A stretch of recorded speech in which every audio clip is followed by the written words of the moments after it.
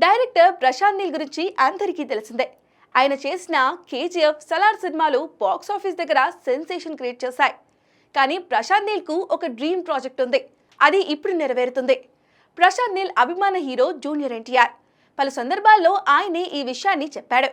ఇప్పుడు ఆయనతోనే తన డ్రీమ్ ప్రాజెక్ట్ తెరకెక్కిస్తున్నాడు నీల్. ప్రస్తుతం ఈ సినిమా షూటింగ్ జరుపుకుంటుంది.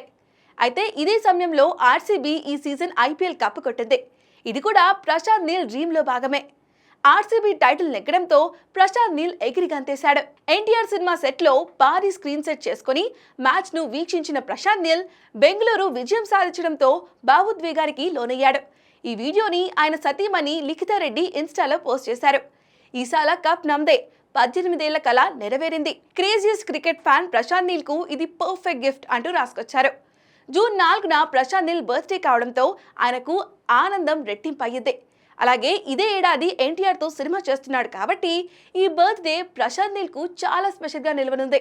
మొత్తంగా ఈసారి నీల్ మామ బర్త్డేకి 2 అదిరిపోయే గిఫ్ట్లు అందుకున్నాడని చెప్పాలి.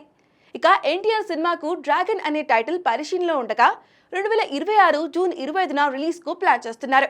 ఈ సినిమాతో టైగర్ అరాచకం చూడబోతున్నామని చెప్పడంలో ఎలాంటి డౌట్స్ అక్కర్లేదు.